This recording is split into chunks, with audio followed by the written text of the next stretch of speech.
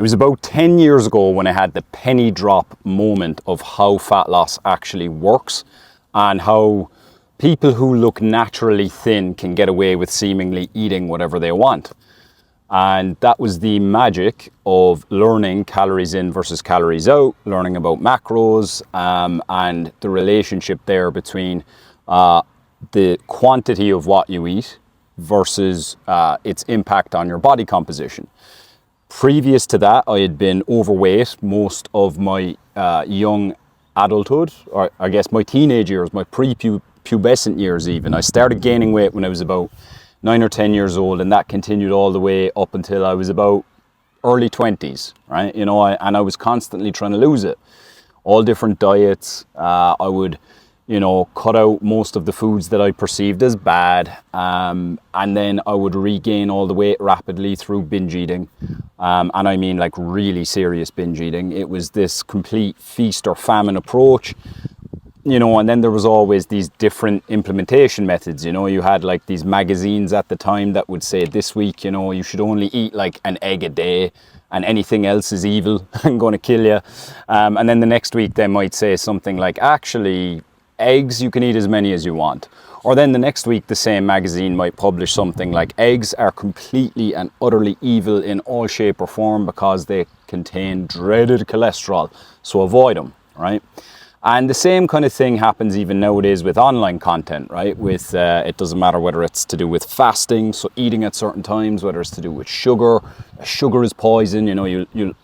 I'll often hear of really intelligent people on podcasts just kind of throw that out as an aside, as if we should all know it, that sugar is evil. And I just think, you're like such a smart person, but you're completely out of your wheelhouse here and just making a really, really ignorant and stupid statement. But anyway, I digress. It was about 10 years ago when I learned this, and I learned it by watching the content of Layne Norton. And it's really interesting when you do have those moments where you're like, aha, finally, I'm seeing the forest for the trees. I'm understanding that this is simply a mathematical equation of I'm burning a certain amount of energy, I'm storing a certain amount of energy. The net balance is what I'm carrying around as body fat. If it's a surplus, so excess energy, then I'm storing away energy for use at a later date. A very, very useful function if you were out in the wild.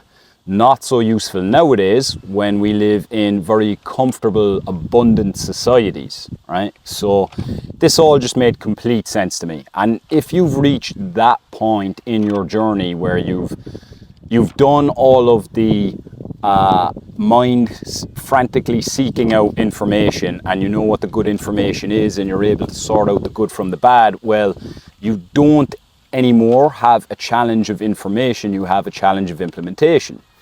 And that's where I'd actually advise you to stop consuming so much YouTube content incessantly.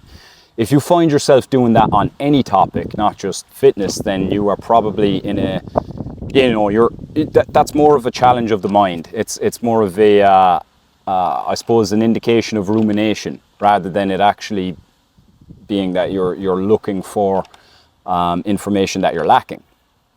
So I've just jotted down some ideas I have on the implementation side of things. So like if you've reached that point of sanity where you realize that, it is basically calories in, calories out, and then you can further optimize from there with things like protein intake, fiber intake, and getting in micronutrients and all those good things. But if you've reached that point of like clarity and forest for the trees in your thinking around how fat loss works, but you simply just need to do the thing, here's some ideas, right? So firstly, even my content, anything on YouTube, I would just try and limit it or get it out of your life if you can. The people who develop these algorithms are very smart people. They're very well-paid people. They know how to keep you hooked on these platforms. And the longer you spend your time amongst other sources of information, you only increase the likelihood that you're again going to fall into stumbling across something that kind of pulls you away from the truth of what works, but it plays to your fears, right? It plays to intermittent fasting reduces cancer, therefore if you're not fasting you might develop cancer, or something to that effect, right? Like that's a lot of the bold claims you will see being made in the diet space. But anyway, so that's one idea, is to actually put a pause on consuming more information. Another thing you could do is you could start developing a two-way relationship between you and your AI GPT of choice. Imagine it like you have an R2-D2 or a C-3PO following you around, if any of you are fans of Star Wars. But that's the way I think of, tools like that. I'm able to outsource my working memory, kind of like you would have the RAM in a computer. You can kind of externalize that. And that leads me to another point. So anything you can do to externalize the working memory of your brain, externalize your willpower, that's going to be helpful. So willpower, is that ability to white knuckle and say, I'm going to avoid this, or I'm going to force myself to do this behavior. We only have a limited amount of that in a given day. And if we're bombarding ourselves with more and more information, then we need to exercise more willpower to kind of, either accept or to deny information. But then similarly, even if we were to never consume online content again, just the nature of the world we live in is that we are constantly being bombarded with, advertising, with different products, with different temptations, and again, the overabundance of food choices. Anything you can do to externalize that willpower is amazing. And that will be things like setting reminders on your phone, let's say for you to, check your body weight, or to, do certain habits like go to the gym, or to track your calories. Like put those things in as alarms on your phone. You could put in your workouts as non-negotiable slots on your calendar, which are then linked to your phone. You could set up reminders. Actually, I think there's certain AI apps. I think you can even do this with ChatGPT, where you can get it to remind you of things that you're meant to do, like, tracking your food intake or whatever. And then obviously you could use different apps. So like with coaching apps, like you can get workout programs that I know a lot of the bigger influencers than the, the mere mortals like myself put out there, where you can pay quite a low amount of money and you essentially have a coach in your pocket. I have a service similar to that in my online coaching service, but it's less mass market and it's more personal and one-to-one. There's a link in the description where you can check out my options there. It's geared towards high performers.